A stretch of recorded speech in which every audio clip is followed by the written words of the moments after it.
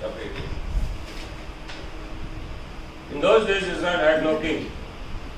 You know, one thing about the book of Judges, the phrase that is repeated over and over again is, and the people did as they pleased, good in their own eyes. That's one of the things about the book of Judges. And the book of Judges is basically a slippery slide. You know something about slippery slide? You make all the effort to climb up, but you slip down again. Again you make the effort to climb up, slip down again. The only thing is slipping down is a good feel. Over here it wasn't a good feel. It now complained every time it slipped, slided down. Because the slide was not very smooth. It was hurting. All the pants tore off. It was a rugged slide. So they cried when they were slipping down. And every time they came down, they cried to God. God took them up again. Again they slipped down. That's the book of Judges. The whole book has no solution at all. The moral of the story is, when I give you help, you don't know to value the help. You go back to the same gutter. That's the moral of the story. Chapter 18. In those days, Israel had no king. And in those days, the tribe of the Danites were seeking a place of their own where they might settle, because they had not yet come into an inheritance among the tribes of Israel. The background is the Danites, the people from Dan, the tribe of Dan. They were given a place down south. They didn't like the place. It was a hill country. They didn't like it. It was all of rocky or whatever. They started complaining. So they gave up that place and they decided, we'll find for ourselves another place where we will set up ourselves and let down our roots. So now they're searching and they reach up north. They're coming close to Judah and coming up north, and they literally reach the tip of the north. The Danites today are at the tip of the north. If you see the map.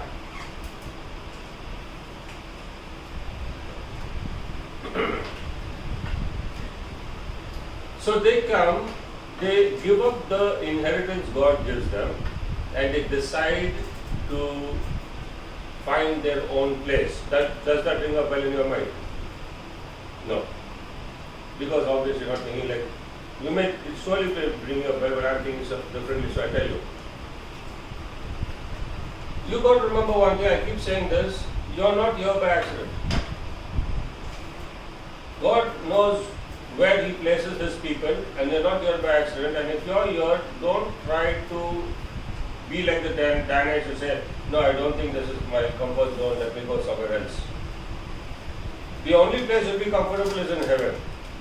Over here, you got to learn to bring heaven to earth, that is kingdom to earth, kingdom of heaven to this earth, and live comfortably in your calling, in your purpose. Unlike the Danites who said, we don't like this place, we will not live in our purpose, we'll go find another place. The Danites sent 5 warriors from Zorah, that's verse 2, and Eshtaol to spy out the land and explore it. These men represented all their clans. They told them, go explore the land. So they're using the same formula that who used? Danites. Joshua used, Moses used, the same formula. Go and spy out the land. You go and scout and tell us which direction to go in. The men entered the hill country of Ephraim and came to the house of Micah. Everybody sees a scar and comes to his house, He has a good Micah. They spent the night. Now 5 fellows in this house.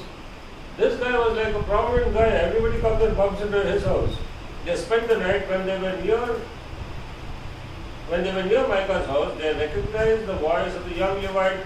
So they turned in there and asked him, who brought you here? What are you doing here in this place? Why are you here? 3 questions. Now what do you mean they heard the voice of the Levite? Now 2 things could be heard. One thing is he might have had a very voice like, some people talk like that. Or he had an accent, a strong accent of a Levite. So the 5 men left and came to Laish, where they saw that the people were staying in safety like the Sidonians, unsuspecting and secure. And since their land lacked nothing, they were prosperous. Also they lived a long way from the Sidonians and had no relationship with anyone else. they carried on, they were going to be successful, so they carried on in good hope, good faith. And they found, in Laish, they found some Sidonians living there. So the land was prosperous, they lacked nothing, and so they prospered. Living in peace. These guys come and say, oh wow, good guys, man.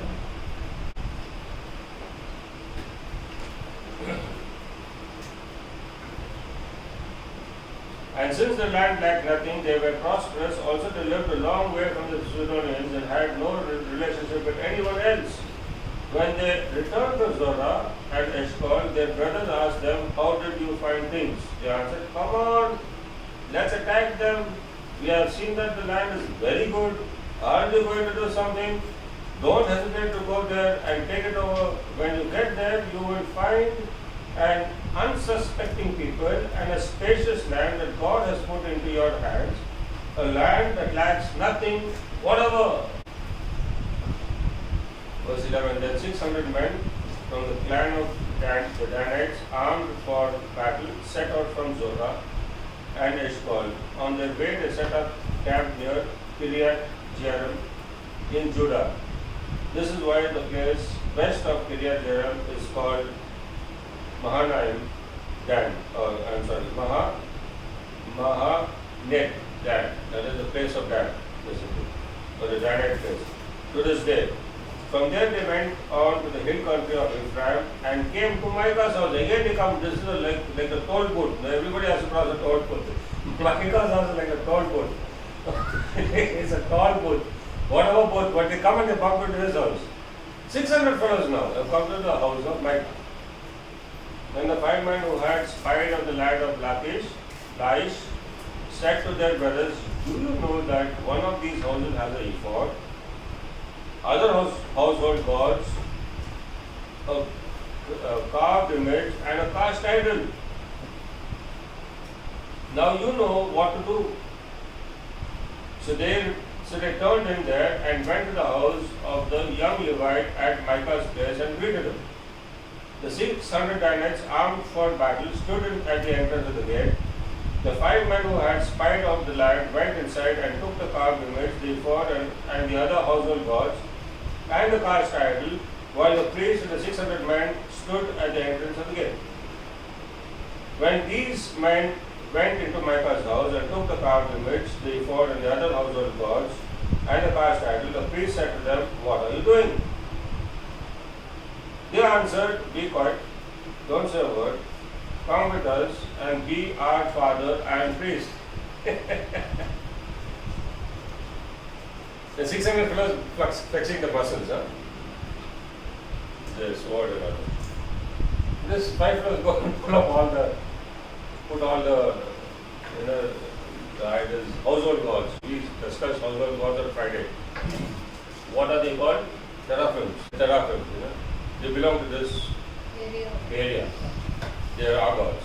They are overseers. These guys stole it. The other person who stole it, remember? The household gods. Who was the other person who stole the household gods? You heard it on Friday, they think, no? You never heard. Who was that? Verse 19 again of Judges chapter 18, they answered him, be quiet, don't say a word. Come with us and be our father and priest. Isn't it better that you serve a tribe and clan in Israel as priest rather than just one man's household? Then the priest was glad. He took the ephod, the other household gods, and the carved image, and went along with the people. Promotion. He's getting a bigger salary, promotion. From priest to bishop. He's going to roam straight, roaming all over. Verse 21. Putting their children, little children, their livestock and their possession in front of them, they turned away and left. When they had gone some distance from Micah's house, the men who lived near Micah were called together and overtook the Danites.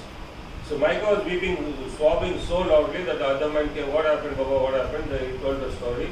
They said, come, we'll see what we can do. They all taking their sticks or whatever and following these fellows some distance. You know how people can be. Verse 23.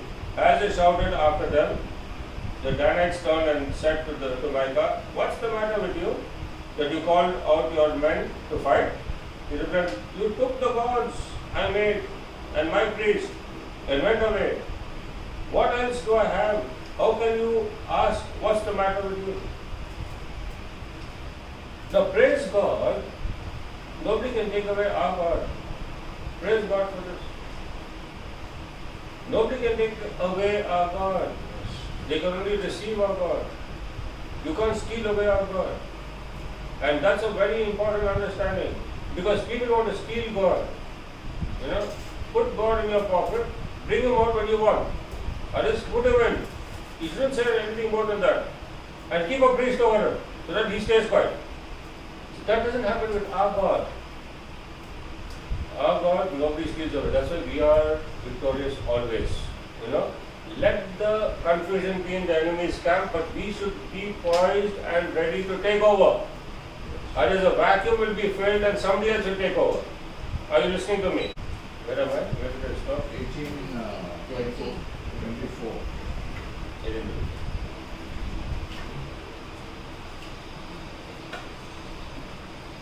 Verse 25. The Danites answered, "Don't argue with us, or some hot-tempered men will attack you, and your family will lose your lives." I mean, what a warning. What a warning. Straight out, life or death, man, just shut your mouth. Don't irritate us. Straight warning. You and your family will die. Don't talk too much. So the Danites went their way, and Micah, seeing that they were too strong for him, turned around and went back home. Then they took what Micah had made and his priest and went on to Lachish against a peaceful and unsuspecting people. They attacked them with a sword and burned down their city. There was no one to rescue them because they lived a long way from Sidon and had no relationship with anyone else. The city was in a valley near Bet Rehob. The Danites rebuilt the city and settled there. They named it Dan after their forefather Dan, who was born in Israel, though the city used to be called Lachish. Today the Danites set up for themselves the idols. There the Danites set up for themselves the idols, and Jonathan, son of Gershom, the son of Moses, and his sons were priests for the tribe of Dan until the time of the captivity of the land. They continued to use the idols Micah had made all the time the house of God was in Shiloh. So the house of God was in Shiloh, where later on Eli and all the story carries on there. The house of God was the tent of meeting was there, where Samuel was also dedicated there. But the Danites had their own idols. And that's one of the reasons why Dan is not in the book of Revelation among the 12 tribes. This is one of the reasons. Coming back to our story and trying to pick up some points from this. The Bible says in the book of Hebrews chapter 10, verse 26 happens to be my favorite verse. Hebrews 10:26. Favorite for instruction, that is. But it is in the context of 25. Hebrews 10:25. And Hebrews 10:25 says, what it says? Do not forsake the meeting of brethren, or the fellowship, the gathering of righteous. Do not forsake. In other words, don't ignore getting together for fellowship, kingdom fellowship, Bible study. Ephesians 5:26 also says. Ephesians 5:26. Okay. So,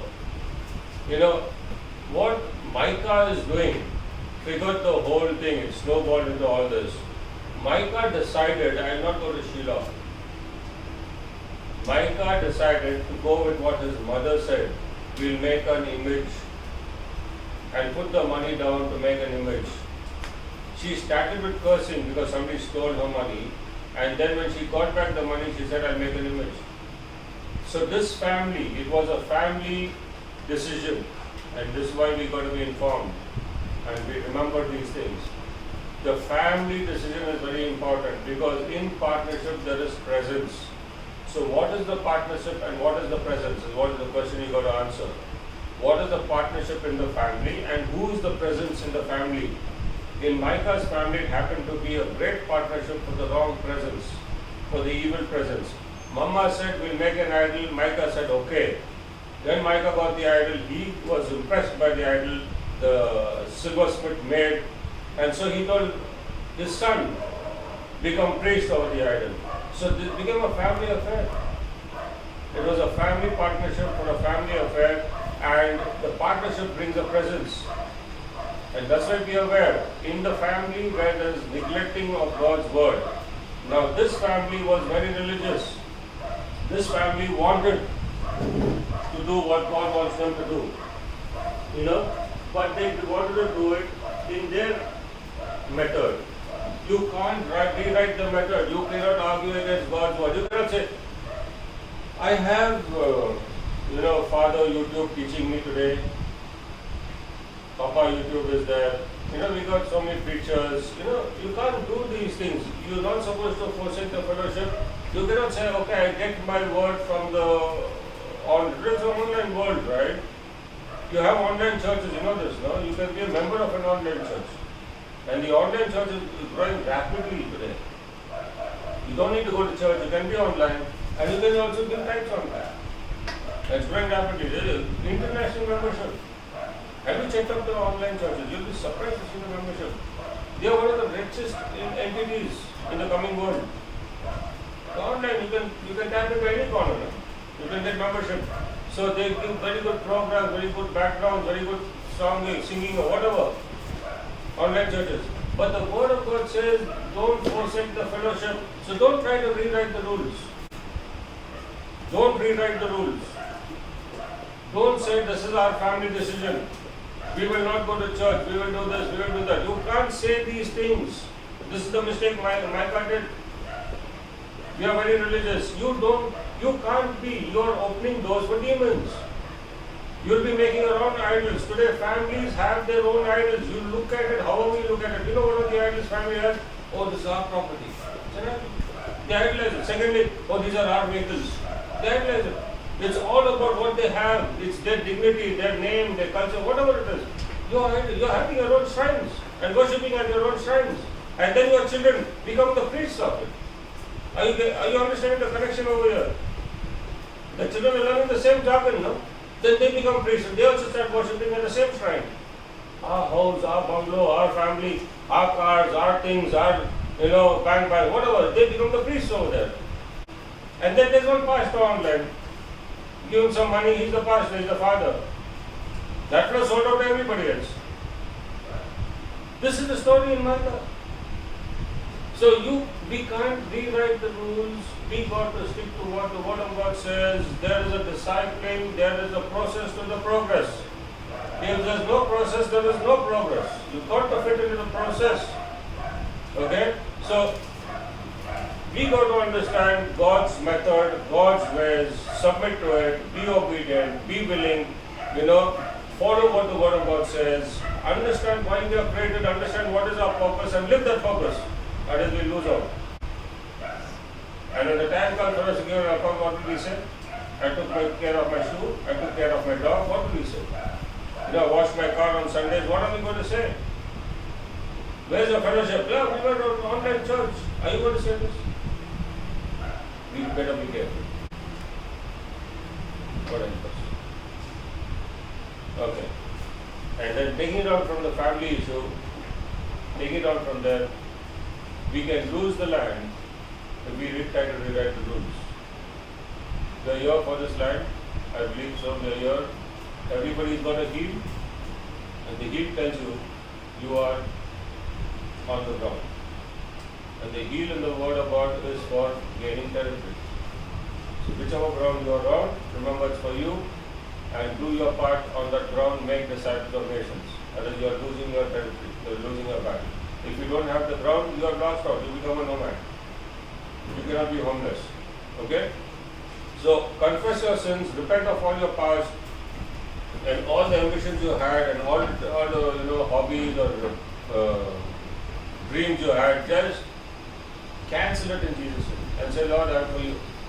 Let it be your will, Lord. Let it be your plan, your purpose in my life.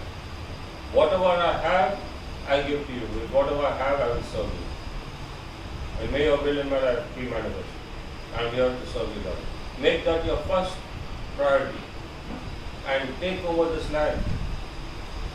No king will take over this land. No king, no king Momo or queen Momo, whoever they may be. We say no to anybody or anything that does not exalt the name of Jesus. We cancel it in Jesus' name. We claim this land for Jesus. And we will see that this land will be transformed for Jesus. Yes. Praise the Lord.